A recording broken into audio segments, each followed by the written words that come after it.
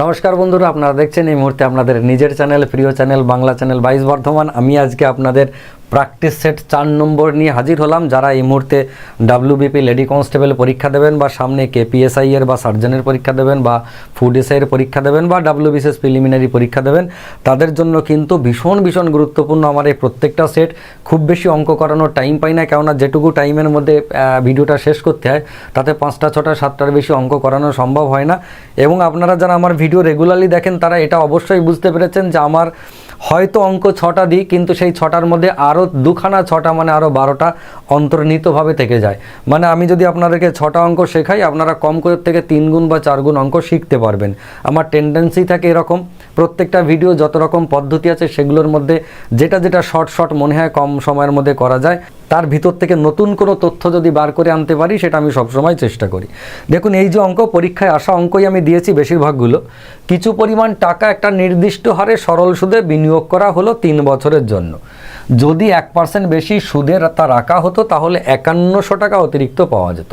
দেখুন কত পরিমাণ টাকা আমরা জানি না, জানার দরকারও নেই। 3 বছরের জন্য রেখেছে এটা জানি, কত পরিমাণ সুদ হয়েছে আগে কত হয়েছিল তাও আমরা জানি না, কিন্তু 5100 টাকা বেশি পাওয়া যেত কখন? এটা যদি 1% বেশি সুদ হতো তো। এবার আমরা কি জানি, সরল সুদ তো প্রত্যেক বছরে একই হবে, বছর একই, পরিবর্তন কিছু হবে না। তাহলে 3 বছরে যদি 5100 টাকা হয় তাহলে 1 বছরে 1700 টাকা হবে। এই 1700 টাকা 1 বছরে সুদ হবে কখন? যদি প্রিন্সিপালের ওপরে যে ইন্টারেস্টটা পেতাম তার মাত্র 1% আমরা বাড়িয়ে দিই। 1% বাড়িয়ে দেওয়ার জন্য 1700 টাকা সুদ পাই। ওই 1% কার? প্রিন্সিপালের। তাহলে প্রিন্সিপালের 1% যদি 1700 টাকা হয় তাহলে প্রিন্সিপালটা কত? 100% মানে 1700-এর পরে দুখানা শূন্য, 1,70,000 উত্তর। ব্যাস, আপনি চাইলে মুখে করে নিতে পারেন। যদি মনে করেন যে না আমি ফর্মুলা বসিয়ে করব, PRT/100 ধরে করব বা XY জোট যেমন ধরে করতে হয় তেমন করব, সেটা আপনি করতে পারেন। চলে আসি আমরা পরেরটায়। দেখুন 7 বছর পূর্বে এ এবং বি এর বয়সের অনুপাত ছিল কত? 3:4। এটা এ, এটা বি, এদের অনুপাত কত ছিল? 3:4। এটা 7 বছর আগে। 9 বছর পরে তাদের বয়সের অনুপাত হবে কত? 7:8। এই যে বলে, তাহলে বি এর বর্তমান বয়স কত? এবার এইটা কিন্তু আজ থেকে ক বছর আগে? এইটা হচ্ছে আজ থেকে 7 বছর আগে। এই প্রথম লাইনটা, এটা 7 বছর আগে। আর যে দ্বিতীয় লাইনের কথা বলেছি এটা হচ্ছে আজ থেকে 9 বছর পরে। তার মানে প্রেজেন্টেজ আমাদের এরকম কোথাও আছে মাঝামাঝি, সেটা আমরা পরে ভাববো। আমাদের এই ভাবনাটা কিন্তু অনেক রকম হতে পারে। অঙ্কটা 3-4 রকমে করা যেতে পারে। যারা XYZ ধরে করবেন, যে আগে ধরে নিচ্ছি অনুপাত ছিল 3x আর 4x, তাহলে প্রেজেন্টেজ 3x + 7, 4x + 7, কেননা এইটা ছিল 7 বছর আগে। তাহলে 7 বছর আগে কত ছিল? একজনের 3x, একজনের 4x। তাহলে আজকের দিনে মানে প্রেজেন্টেজ সমান কত? এই যে 3x + 7 আর এদিকে হচ্ছে 4x + 7। আরও 9 বছর পরে গিয়ে অনুপাত এইটা, মানে এর সাথে আরও 9 যোগ হয়ে গেল। যোগ হয়ে গিয়ে কী দাঁড়ালো? 3x + 7 + 9, এদিকে 4x + 7 + 9। আমার হিসেবে অনুপাত হচ্ছে এইটা, ওদের হিসেবে অনুপাত কত? 7:8 মানে 8। এইবার এই সমীকরণ প্রথমটা বাই দ্বিতীয়টা সমান তৃতীয়টা বাই চতুর্থটা আমরা করতেই পারি, কিন্তু এসব যদি করতে যাই চাকরির পরীক্ষায় আর পাশ করা হবে না। আমাদের অন্য পদ্ধতি অ্যাপ্লাই করতে হবে। কীরকম? দেখুন সিম্পলি 7 বছর আগে ছিল 3:4, আরও 9 বছর পরে গিয়ে কত হয়েছে? 7:8 হলো। এবারে গ্যাপিংটা কত? প্রথমত অনুপাতের পরিবর্তন কি হয়েছে? 3 ছিল 7 হয়েছে, মানে 4 অনুপাত বেড়েছে। 4 ছিল 8 হয়েছে, মানে এও 4 অনুপাত বেড়েছে। এই যে দুজনাই সেম অনুপাত বাড়লো, 4 অনুপাত। কত বছরের গ্যাপে? প্রথমে এটা ছিল 7 বছর আগের, এটা ছিল 9 বছর পরের, মানে 16 বছরের গ্যাপ। 16 বছরের গ্যাপের জন্য 4 অনুপাত করে বেড়েছে। তার মানেই 4 অনুপাত মানেই হচ্ছে 16 বছর। তাহলে 1 অনুপাত মানে হচ্ছে 4 বছর। এটা আপনার ক্লু সেন্টেন্স। এটা বেরিয়ে গেল মানে আপনার অঙ্ক হয়ে গেল। 1 অনুপাত মানে 4 বছর। এবার আপনি নিজেই ঠিক করবেন কার কত বয়স। আমাদের জানতে চাইছিল কার? জানতে চাইছিল বি এর বর্তমান। তো বি এর 4 অনুপাত ছিল, খেয়াল করে দেখুন কখন? 7 বছর আগে। 1 অনুপাত মানে 4 বছর বেরিয়েছে, 4 অনুপাত মানে কত? 4×4 16। এটা কখন? 7 বছর আগের। তাহলে আজকের দিনে কত? এর সাথে 7 যোগ করে দিয়ে আমরা কত করে দিলাম? 23 বছর। তাহলে উত্তর কত? Option D 23। এটা একটা বিষয়। 3 নম্বর বিষয় হচ্ছে অপশন টেস্ট, যেটা আমরা পরীক্ষার হলে করতাম। আমরা কেন, যারা একটু বেশি দিনের প্রিপারেশন নিয়েছে প্রত্যেকেই অপশন টেস্টে আসতেই হবে। শর্ট ট্রিক্স এবং অপশন এখানে না আসলে চাকরির পরীক্ষায় পাশ করা, বিশেষ করে ওই সময়ের মধ্যে কোশ্চেনটা শেষ করা, এই চারটিখানি কথা নয়। আপনাকে আজ হোক কাল হোক এই জায়গাটায় আসতেই হবে। আপনি যত বড় বিদ্বান হন, যত বড় পণ্ডিত হন, যদি আপনার হাতে স্পিড না থাকে সম্ভব নয়। আর স্পিড, কত স্পিড আনবেন? এইরকম যদি ব্যাখ্যামূলক অঙ্ক করতে হয় কত স্পিড আনতে পারেন হাতে, এ তো কোর্টের টাইপরাইটার হয়ে যেতে হবে, তাহলে সেটাও এক প্রকার সম্ভব হয়ে ওঠে না। ফলে আপনাকে কিন্তু শর্ট ট্রিক্স অ্যাপ্লাই করা, অপশন টেস্ট করা, এই জায়গায় ফিরতেই হবে। অপশন টেস্ট হলে আমার কীরকম হতো, ভালো করে খেয়াল করে দেখুন, বিয়ের বয়স জানতে চাইছে, বিয়ের বয়স এক সময় কত 4 অনুপাত এই একটা, আর তারপরে পরিবর্তনের পরে 8 অনুপাত, এই দুটো হচ্ছে বি। এই 4 অনুপাত কখন, আজকে থেকে 7 বছর আগে। আজকের বয়স জানতে চেয়েছে এবং অপশানে সব কটা আজকের বয়স। আমি ধরে নিচ্ছি আজকের বয়স 16, বিয়ের আজকের বয়স 16 বছর, অপশন টেস্ট করছি। 16 বছর থেকে আমি 7 বছর কমিয়ে দেব, তাহলে কত হবে, এখান থেকে এই যে এই 16 বছর বয়সটা কখনকার, আজকের, কিন্তু অনুপাতটা কবে, 7 বছর আগের। তাহলে আমি এখান থেকে 7 কমিয়ে দেবো, 16 থেকে 7 কমালে থাকে 9। সে কি 4-এর গুণিতক, দেখলাম না, তার মানে এ বাদ, এভাবে বাদ দেব। ফের ধরুন 19 থেকে আমরা কী করলাম, 7 কমিয়ে দিলাম, কত হলো 12। সে কি 4-এর গুণিতক, দেখলাম হ্যাঁ এ তো 4-এর গুণিতক, তাহলে এটা হতে পারে। ফের এইটা দেখি 28, এর থেকে 7 কমিয়ে দিলাম, কত হলো 21। সে কি 4-এর গুণিতক, না, তাহলে এ বাদ। এইটা দেখি 23 থেকে 7 কমালাম, সে কত হলো 16, 16 4-এর গুণিতক, হ্যাঁ, তার মানে এটা হতে পারে। তাহলে হতে পারে কি, অপশন বি আর অপশন সি। প্রথম ক্লু থেকে, প্রথম যে ক্লু সেইটা থেকে আমি দুটো অপশানে এলাম। এবারে দ্বিতীয় ক্লুতে আমি ফাইনাল উত্তর করব। কীরকম, দ্বিতীয় ক্লু হচ্ছে আজ থেকে 9 বছর পরে গিয়ে বিয়ের অনুপাত হবে 8। তাহলে আমরা এই 19-এর সাথে 9 যোগ করলাম, তাহলে কত হয়ে গেল 28। এইবার 19-এর সাথে 9 যোগ করে 28 হলো, সে কি 8-এর গুণিতক, দেখলাম না তো, তার মানে এটা নয়। এবার এই 23-এর সাথে আমরা 9 যোগ করলাম, কত হয়ে গেল 32। সে কি 8-এর গুণিতক, দেখলাম হ্যাঁ, তার মানে কি, তার মানে অপশান ডি উত্তর। এইবারে এইটা যদি বলেন, অনেকের এটা মনে হতে পারে আমার ওর থেকে তো এটাই বোধহয় ভালো ছিল, কম সময় হয়েছে, এমনকি এটা এতক্ষণ ধরে বললাম ওর থেকে তো এটা আরও ভালো ছিল, এও যে বেশি সময় লেগেছে তা নয়, তাহলে এত হ্যাপা করবো কেন। হ্যাঁ, এটা কখন করবেন, যখন আপনার ব্রড আকারে পড়াশোনা করা হয়ে যাবে, যখন শর্ট ট্রিক্স অ্যাপ্লাই করা শেখা হয়ে যাবে, তারপরে গিয়ে থার্ড স্টেজে গিয়ে অপশন টেস্ট শিখতে হয়। অপশন টেস্ট হচ্ছে সব থেকে কম সময়ের টেস্ট, ওর থেকে কম সময় আর কোনোভাবেই লাগা সম্ভব হয় না। তবে কিছু কিছু অঙ্ক আছে যার অপশন টেস্ট সময় বেশি লেগে যায়, অপশনের ভ্যারাইটি অনুযায়ী, তখন আমাদের কোনো শর্টকাট ট্রিক্স অ্যাপ্লাই করতে হয়। এবার দেখুন, চাকরির পরীক্ষার আপনি প্রস্তুতি নিচ্ছেন, চাকরি পেতে চান, তাহলে আপনার মাথাটাকে ভীষণভাবে অ্যাক্টিভ থাকতে হবে, আপনার পঞ্চ ইন্দ্রিয়টাকে ভীষণভাবে অ্যাক্টিভ থাকতে হবে। কোন অঙ্কটায় কোন পদ্ধতি অ্যাপ্লাই করব, এটা প্রিডিটারমাইন্ড হতে হবে। আপনাকে আগে থেকেই জেনে নিতে হবে। পরীক্ষার হলে গিয়ে ভাববো এটা কি করব, ওটা কি করব, এইসবের জন্য পরীক্ষার হল নয়। আপনার যত দুশ্চিন্তা, সুচিন্তা, যা কিছু করার, যত এক্সপেরিমেন্ট করার, সব আপনি যখন শিখবেন, চাকরির প্রস্তুতি নেবেন, তখন। পরীক্ষার হল এক্সপেরিমেন্টের জায়গা নয়। পরীক্ষার হলটা সিম্পল, যেটা জানবেন সেটা উগলে দিয়ে আসে, আর এর বাইরে কোনো কথা হবে না। মাথায় যেটা আছে হ্যাঁ তো হ্যাঁ, না তো না, এর বাইরে কোনো কথা হবে না। পরীক্ষার হলটা হচ্ছে এমন, ভাবনা চিন্তার কোনো জায়গা নেই। ঠিক আছে, চলুন আমরা পরেরটাই যাই। খুব সুন্দর অঙ্ক। এ বি এর তুলনায় 20% কম কাজ করে। কি করে, এটা মনে করুন এ, এটা মনে করুন বি। এ বি এর তুলনায় 20% কম কাজ করে। কে কম কাজ করে, এ। তাহলে বি যদি 100% কাজ করে, এ নিশ্চয়ই 80% কাজ করবে। তার মানে এদের অনুপাত হচ্ছে কত, 5:4। এ আর বি এর এটা কিসের অনুপাত, যেহেতু কাজ করে তাই এটা দক্ষতার অনুপাত। এ যদি 4টে কাজ করতে পারে, বি সেই সময় 5টা কাজ করবে। এবারে আমাদের এই যে টাইম অ্যান্ড ওয়ার্কের অঙ্কতে কে কত দক্ষ, এটা ডাইরেক্টলি কাজে লাগে না, এখান থেকে টাইম টেকেনে কনভার্ট করতে হয়। কীরকম, এর দক্ষতা 4, বি এর দক্ষতা 5, মানে এ যদি 4টে কাজ করে, বি তাহলে 5টা কাজ করবে। এখান থেকে টাইম টেকেন মানে কে কত সময় নেবে, সেইটার রেশিও হচ্ছে উল্টো। কেন উল্টো, যদি বলেন উল্টো কেন, কারণ দেখুন, যারা নিউ কামার তাদের জন্য বলছি, আমার থেকে আপনি ডবল দক্ষ, তার মানে আমার থেকে আপনি ডবল কাজ করতে পারেন, তাহলে আমার থেকে আপনার সময় তো অর্ধেক লাগবে। যার দক্ষতা বেশি তার সময় কম লাগবে, যার দক্ষতা কম তার সময় বেশি লাগবে। এটাই তো সিম্পল, তাই না? এবারে কতটা দক্ষতা আর টাইম টেকেনের সঙ্গে সম্পর্ক, না আমার থেকে আপনি যত গুণ বেশি দক্ষ, আমার থেকে আপনার তত গুণ সময় কম লাগবে। কীরকম, আমার থেকে আপনি যদি 3 গুণ দক্ষ হন, তাহলে আমার থেকে আপনার 3/1 সময় লাগবে। এটাই সিম্পলিসিটি। এবারে দেখুন, আমরা টাইম টেকেন কি পেলাম, এর যদি কোনো একটা কাজ করতে 5 ঘন্টা লাগে, তাহলে বি এর সেই কাজটা করতে 4 ঘন্টা লাগবে। কেননা বি এর দক্ষতা বেশি, তাই ওর কম সময় লাগবে। এর দক্ষতা কম, তাই ওর বেশি সময় লাগবে। কিন্তু কীরকম কম বেশি, দুজনা একে অপরের উল্টো।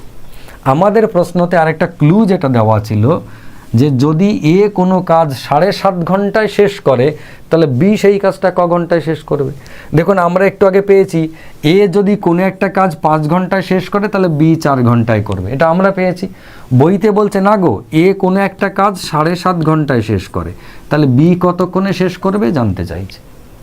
এবার আমি দেখেছিলাম 5 ঘন্টায় এ শেষ করছিল, বই বলছে 7.5 ঘন্টায়, তাহলে আমার থেকে বই কগুণ? আমার থেকে বই হচ্ছে 1.5 গুণ। তাহলে যাকে আমি 4 ভেবেছিলাম সেও তার থেকে 1.5 গুণ, মানে 4 × 1.5 কত হয়? 4 × 1.5 মানে 6 ঘন্টা। উত্তর কি? তাহলে বি এর 6 ঘন্টা লাগবে, এটা হচ্ছে উত্তর। আশা করি বুঝতে পেরেছেন। কিচ্ছু নেই, শুধু দক্ষতার অনুপাত বার করে নিয়ে তাকে টাইম টেকেনে উল্টে দেওয়া, একজনের টাইম অলরেডি দেওয়া আছে তার সঙ্গে ট্যালি করে নেওয়া, দিয়ে দ্বিতীয়জনকে সেই অনুপাতে বার করে নেওয়া, আর কোনো কাজ নেই, বাস এটুকুই কাজ। এবার আপনি যদি মনে করেন যে না আমি XYZ ধরে করবো, হ্যাঁ সেটা করতে পারেন, কোনো অসুবিধা নেই। নেক্সট, প্রচণ্ড পরিমাণে পরীক্ষায় পড়ে, বিশেষ করে যারা WBP KP পরীক্ষা দেবেন তাদের জন্য তো এই বাঁদরের বাসে ওঠানো অঙ্ক একটা কমন অঙ্ক, ভীষণ কমন অঙ্ক, কিন্তু প্রচণ্ড পরিমাণে ভুল হয়ে যায়। ম্যাক্সিমাম ছেলেরা এই অঙ্কটা ভুল করে, তার কতগুলো কারণ আছে। কারণ কীরকম দেখুন, একটা বাঁদর 10 মিটার দৈর্ঘ্যের একটা তৈলক্ত উলম্ব বাসে ওঠার চেষ্টা করছিল। কত দৈর্ঘ্য? মনে করুন 10 মিটার। 1 2 3 4 5 6 7 8 9 10, আমরা 10 মিটার এটা করলাম। 1 2 3 4 5 6 7 8 9, আর নিচে একটা দিয়ে দিই 10 মিটার। এইটা হচ্ছে বাঁশ, এটা আপনি মাথায় রাখুন। এইবার এটা তৈলাক্ত বাঁশ, একটা বাঁদর কি করছে, 10 মিটার দৈর্ঘ্যের একটা বাঁশ এটা উঠবে। সে প্রথম মিনিটে বা 1 মিনিটে 2 মিটার ওঠে এবং পরবর্তী 1 মিনিটে 1 মিটার নেমে যায়। তাহলে প্রথম মিনিটে 2 মিটার ওঠে, পরের মিনিটে 1 মিটার নেমে যায়। এক্স্যাক্টলি এই ব্যাপারটা আপনি একটু বোঝার চেষ্টা করবেন। একদম জলের মতো সহজ অঙ্ক, মোটেই কিন্তু কঠিন অঙ্ক নয় এটা। প্রথমে হচ্ছে বাঁদরটা প্রথম মিনিটে 2 মিটার ওঠে, উঠলো, তারপরের মিনিটে 1 মিটার নেমে যায়, এইখানে নেমে গেল। তাহলে ফাইনালি 2 মিনিট তার লেবার গেল, উঠলো কতটা? মাত্র 1 মিটার হলো। 2 মিনিটে খেয়াল করুন, 2 মিনিট টাইম নিল, উঠলো কত? 1 মিটার। প্রথম মিনিটে 2 মিটার উঠলো, পরের মিনিটে স্লিপ খেয়ে 1 মিটার নেমে গেল। তাহলে 2 মিনিটে 1 মিটার উঠেছে, এটাই হচ্ছে কার্যকারিতা। কোশ্চেনে ছিল বাসটা তো 10 মিটারের, তাহলে আমাদের মনে হতে পারে 1 মিটার উঠতে 2 মিনিট লাগে, তাহলে 10 মিটার উঠতে নিশ্চয়ই কত মিনিট লাগবে? 20 মিনিট লাগবে। 1 মিটার উঠতে 2 মিনিট লাগে, তাহলে 10 মিটার উঠতে নিশ্চয়ই 20 মিনিট লাগবে, এটা প্রত্যেকের মনে হতে পারে। কিন্তু এটা ভুল ধারণা। কোথায় ভুলটা হয়? সেটা হচ্ছে এই ধরনের অঙ্কতে আপনি সব থেকে প্রথমে যে কাজ, সেটা হচ্ছে বাঁশটা যতটা লম্বা এটা মাথায় রাখলেন, এবং বাঁদরটা প্রথম মিনিটে মানে উঠতে পারে কতটা প্রথমবারে, সেইটা বাদ রাখবেন হিসেবে। এই বাঁদরটা প্রথমবারে কতটা উঠতে পারে বলেছে, সে 1 মিনিটে হোক 2 মিনিট হোক সেটা বিষয় নয়, প্রথম লাফে 2 মিটার ওঠে। তাহলে আপনি হিসাব করবেন এই 10 মিটার পর্যন্ত নয়, আপনি হিসাব করবেন এই 8 মিটার পর্যন্ত। কোন ক্লু দিয়ে? এই ক্লুটা দিয়ে, যে 1 মিটার উঠতে 2 মিনিট লাগে, তাহলে 8 মিটার উঠতে কতক্ষণ লাগবে? দেখুন 16 মিনিট লাগবে। এইটা আশা করি বুঝতে পেরেছেন। এটি হবে আপনার ক্লু। আমি আবারও বলছি, 1 মিটার উঠতে 2 মিনিট লাগে, পেয়েছেন আপনি, বুঝতে পেরেছেন। তাহলে 8 মিটার উঠতে কতক্ষণ লাগবে? 16 মিনিট। এই যে 16 মিনিটে এরকম করে উঠতে উঠতে, এরকম করে উঠতে উঠতে উঠবে পড়বে, উঠবে পড়বে, এই পর্যন্ত যাবে। এই পর্যন্ত 8 মিটার উঠতে তার সময় লেগে গেছে 16 মিনিট। এবার তাকিয়ে দেখুন, এইখান থেকে এর পরের বারেই যখন সে উঠবে, কোথায় উঠবে? এইখান থেকে আর একটা লাফ দেবে, ব্যাস 10 মিটারের বাসটা ছুঁয়ে নেবে। সে তো মিনিটে 2 মিটার ওঠে, তাহলে 8 মিটার উঠতে তার সময় লেগেছিল 16 মিনিট, তারপর একটা লাফ দিল, বাসের ডগা ছুঁয়ে গেল, তার মানে আর ক মিনিট লাগলো? এর সাথে আর 1 মিনিট যোগ হয়ে টোটাল 17 মিনিট, তার গল্প শেষ। এই ওপরে উঠে নিয়ে তারপর আবার স্লিপ খাওয়ানোর কোনো প্রয়োজন নেই, এইটুকুর জন্যই অঙ্কটা দেয়। বোঝা গেছে? তাহলে 17 মিনিটে কিন্তু তার গল্প শেষ। এই সেম ক্যাটাগরির অঙ্ক থাকে কোনটা বলুন তো? একটা ট্রেন হয়তো 600 কিলোমিটার রাস্তা যাচ্ছে 100 কিমি বেগে, প্রতি 100 কিমি যায় 3 মিনিট করে রেস্ট নেয়, তাহলে 600 কিমি যেতে কতক্ষণ লাগবে? অঙ্কটা আমাদের ভুল হয় কোথায়? 100 কিলোমিটার, এই 600 কিলোমিটার রাস্তা 100 কিমি বেগে গেলে 6 ঘন্টা লাগবেই, একটা না গেলে 6 ঘন্টা লাগবে, কিন্তু 100 কিমি যায় আর 3 মিনিট করে রেস্ট নেয়, তাহলে 600 কিমির মধ্যে এরকম 6টা 100 আছে, তাহলে 3 মিনিট করে রেস্ট হলে 3 6 18 মিনিট হচ্ছে, তাহলে 6 ঘন্টা 18 মিনিট তার লাগার কথা। যেই করব সেই অঙ্কটা ক্রস দিয়ে নেগেটিভ মার্ক হয়ে যাবে। কেন? কারণ ওই যে লাস্টের মিনিটটায় গিয়ে লাস্ট 100 কিলোমিটার যখন গেলাম 600-র মাথায় গিয়ে, ওই সময় আর রেস্টের প্রয়োজন হয় না। তাহলে রেস্ট কটা হবে? মাঝে 5টা রেস্ট। যদিও 600 কিমি রাস্তা, 100 কিমি অন্তর অন্তর রেস্ট নিচ্ছি, তাহলে 6 বার রেস্ট নেওয়ার কথা, কিন্তু রেস্ট হবে মাঝে 5টা। লাস্টের বার গিয়ে রেস্ট নেওয়ার দরকার নাই। সেই জন্য উত্তর হবে কত? মাঝের 5টা 3 5 15 মিনিট, মানে 6 ঘন্টা 15 মিনিট। একটা এক্সট্রা অঙ্ক বলে দিলাম। সেম ক্যাটাগরির অঙ্ক হচ্ছে এইটা, সেম ভুল সেম জায়গা। নেক্সট, এই আপেল কেনা অঙ্ক, এটাও কিন্তু একটা কমন অঙ্ক। কীরকম? 5টা আপেল 10 টাকা দরে কিনে 6টা আপেল 15 টাকায় বিক্রি। তাহলে এটা হচ্ছে মনে করুন আপেল বা সবুজ কালি আপেল, আর এটা হচ্ছে কত টাকা। আমরা ভেবে নিচ্ছি কেনার বেলায় কীরকম কিনছে। প্রথমটা কেনার বেলায় কিনেছে 5টা আপেল, ক টাকাতে? 10 টাকা দরে কিনেছে, 5টা আপেল 10 টাকায়। বিক্রি করার বেলায় 6টা আপেল 15 টাকায় বিক্রি করেছে, 6টা আপেল 15 টাকায় বিক্রি করেছে। আপনি দুটি পদ্ধতিতে করতে পারেন। একটা হচ্ছে আপেলের পরিমাণ সমান করে টাকার ভ্যালুতে কেনা বেচা বার করে নেওয়া, যে একই পরিমাণ আপেল কিনলাম, কত টাকায় কিনলাম সেটা হবে আমার কস্ট প্রাইস, কত টাকায় বেচলাম সেটা হবে আমার সেলিং প্রাইস, দিয়ে কস্ট প্রাইস আর সেলিং প্রাইস বিয়োগ করে প্রফিটটা বার করে নেব। আরেকটা হয় কি, টাকার পরিমাণ সমান করে আপেল কম বেশি কেনা, মানে একই পরিমাণ টাকায় হয়তো দেখা গেলো 100 টাকায় 10টা আপেল কিনলাম, 100 টাকায় 8টা আপেল বেচলাম, তাহলে আমার লাভ কটা আপেল হলো, সেখান থেকেও পার্সেন্টেজ বার করা যায়। দুটোরই কিন্তু উত্তর একই হবে। আমি দুটোই বলছি, আপনার যেটা সুবিধা মনে হয় সেটা আপনি অ্যাকসেপ্ট করবেন। তবে দুটোর ক্ষেত্রেই এই যেহেতু ভ্যারাইটি আছে, 5টা আপেল কিনেছি 10 টাকায়, বেচার বেলায় 10টা আপেল বিক্রি করছি 15 টাকায়। এই 10টা আপেল নয়, এটা ভুল করে 10 লেখা হয়ে গেছে, এটা 6টা আপেল হবে। ঠিক আছে? তো এবার আমরা যেহেতু বুঝতে পারি না, আপেল কিনছি আলাদা আলাদা, বেচছি আলাদা আলাদা, রেট আলাদা আলাদা, সেই জন্য আমাদের কি করতে হবে? আমাদের প্রথম কাজই হচ্ছে এইটাকে, ধরুন প্রথমে আমরা টাকাটাকে সমান করে নিই। এটাকে 10 টাকায় না কিনে, 10 আর 15 লসাগু 30, আমি 30 টাকায় কিনলাম। তাহলে কটা কিনবো? 10 টাকায় যদি 5টা কিনি, তাহলে 30 টাকাতে 3 5 15টা কিনবো। হলো। বিক্রি করার বেলায় 15টা বিক্রি না করে, এই 15 টাকার বিক্রি না করে আমি 30 টাকার বিক্রি করলাম। তাহলে কতগুলো বেচবো? নিশ্চয়ই 12টা বেচবো। কেননা 15 টাকায় যদি 6টা আপেল বেচি, তাহলে 30 টাকায় 12টা আপেল বেচবো।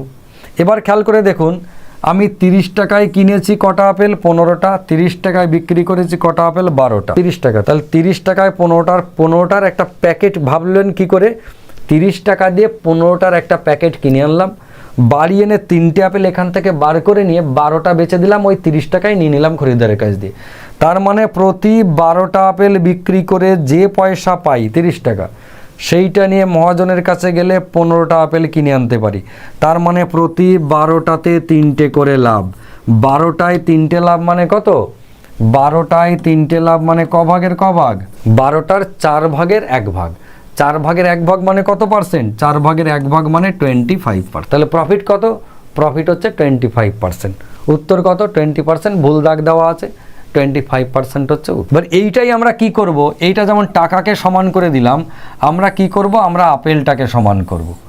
আপেলটাকে সমান করে যেমন আমরা প্রফিট অ্যান্ড লস অঙ্ক শিখেছি ছোটোবেলায়, আমরা সেই জায়গায় চলে যাব, গিয়ে দেখব আমরা ঠিক করেছি কিনা। কীরকম? 5টা আপেল 10 টাকা দিয়ে না কিনে আমি 5 আর 6 লসাগু করে 30 বানালাম। কীরকম? 30টা আপেল কিনতে ক টাকা লাগবে? 5টা আপেল যদি 10 টাকায় কিনি, তা 30টা আপেল মানে 6 গুণ, তাহলে 30টা আপেল কিনবো 60 টাকাতে। হলো। বিক্রি করার বেলায় 6টা আপেল বিক্রি না করে 30টা আপেল বিক্রি করবো, ক টাকায় করব? 6টা আপেল যদি 15 টাকায় করি, তাহলে 30টা মানে 5 গুণ, 5 15 75 টাকায় বিক্রি করব। এবার আমার অঙ্কটা কি দাঁড়ালো? 60 টাকা দিয়ে কিনলাম 30টা আপেল, ওই 30টা আপেলই 75 টাকায় বিক্রি করলাম। তাহলে 60 টাকা দিয়ে কিনে 75 টাকায় বিক্রি, মানে এটা হচ্ছে কস্ট প্রাইস, এটা হচ্ছে সেলিং প্রাইস। তাহলে লাভ কত? খেয়াল করে দেখুন, লাভ হচ্ছে 15 টাকা। 60 টাকায় 15 টাকা লাভ করেছি, 60 টাকায় কিনে 75 টাকায় বিক্রি করেছি। তাহলে 60 টাকায় 15 টাকা লাভ করেছি, মানে এই যে 60 টাকাতে 15 টাকা লাভ, তার মানে 4 ভাগের 1 ভাগ। 4 ভাগের 1 ভাগ মানে 25% উত্তর। এক্ষেত্রেও 25%। তাহলে আগেরটাতেও 25% হলো, এটাতেও 25%। দুটোতেই উত্তর একই বেরোবে। আপনার কাজ হবে কি? যদি টাকাটাকে সমান করেন তাহলে আপেলের উত্তর বেরোবে, যদি আপেলটাকে সমান করেন টাকায় উত্তর বেরোবে। নেক্সট অঙ্ক প্রচণ্ড পরিমাণে পরীক্ষায় আসে, আমি একটা শর্ট ভিডিওতে এটা দেখিয়েছিলাম। খুব কম সময়ে সহজে কোশ্চেন পেপারের দাগ না দিয়েও আপনি করে দিতে পারেন। এটা দেখলেই আমরা এক ঝলক বুঝে যাই এর উত্তর হবে এই যে 4000টা লোক ছিল, 30 দিন খেয়ে নেওয়ার পরে 160 থাকবে, সেটা গুণ হয়ে গেল, চলে গেল 8 জন গায়েব হয়ে, তাহলে বাই 3200 ইন্টু উত্তর কত? উত্তর হচ্ছে 200 জন, একবারে উত্তর। আমরা তো এক লাইনে সেরে ফেলি, কিন্তু লজিক কি? আমি দেখবেন শর্ট ভিডিওতে বলেছিলাম যে 400 জন লোকের প্রথমে খাবার ছিল কত দিনের? এই 4000টা লোকের 190 দিনের খাবার মজুদ ছিল। এই 30 দিন পর 800 জন চলে গেছে, তার মানে এই 4000টা লোক 30 দিন তো খেয়েছে, তার মানে আর কদিনের খাবার আছে? 160 দিনের খাবার আছে, যেটা 4000টা লোক খাবে। এবার 800 জন যদি চলে গিয়ে থাকে, 800 জন চলে গেছে মানে এখন 3200টা লোক আছে যারা কি হবে? ওই খাবারটা খাবে। তার মানে এইটা আমাদের ঐকিক নিয়মে কি করব? ঐকিক নিয়মে করব 4000টা লোকের 160 দিনের খাবার আছে, তাহলে একটা লোক খেলে কদিন খাবে? 4000 ইন্টু 160। 4000টা লোকের 160 দিন চলে, তাহলে একটা লোকের কতদিন চলবে? 4000 ইন্টু 160। এবার 3200 লোকের কতদিন চলবে? বাই 3200। তাকিয়ে দেখুন, আমি সেটাই লিখে রেখেছিলাম আগে থেকে। তাহলে উত্তর কত? কাটাকাটি করলে 60 কেটে গেল, এটা 16 দিয়ে 32 20, এটা কাটলাম, তাহলে কত? 200। তাহলে ফাইনাল উত্তর 200 দিন। আশা করি বুঝতে পেরেছেন। যদি বুঝে গিয়ে থাকেন তাহলে খুব ভালো কথা। আজকের ক্লাস আপাতত এটুকুই। আমি আগামীকালকে আবার 7 নম্বর পার্ট নিয়ে আপনাদের সামনে হাজির হব। ততক্ষণ আপনারা ভালো থাকবেন, সুস্থ থাকবেন, সুন্দর থাকবেন। তবে যেতে যেতে একটা কথা বলে যাই অবশ্যই, যে যারা এই রিসেন্টলি রাজ্য সরকার বা কেন্দ্র সরকারের পরীক্ষা দিচ্ছেন তাদের জন্য ভীষণ গুরুত্বপূর্ণ এই পার্টগুলো আমি প্রতিদিন নিয়ে আসছি একটা করে। প্রতিদিন শর্ট ভিডিও থাকছে, ব্রড ভিডিও থাকছে, তার সঙ্গে প্র্যাকটিস সেটও থাকছে। এই লেডি কনস্টেবল এবং কনস্টেবল পরীক্ষা হয়ে যাবে, কেপিএসআই সার্জনের পরীক্ষা হয়ে যাবে, পিএসসি ফুড এসআই এর পরীক্ষা হয়ে যাবে। তারপরেই আমি চ্যাপ্টার ধরে প্রত্যেকটা চ্যাপ্টার যেমনভাবে করাতে হয় বেসিক থেকে একেবারে অ্যাডভান্স লেভেল পর্যন্ত করাতে থাকবো।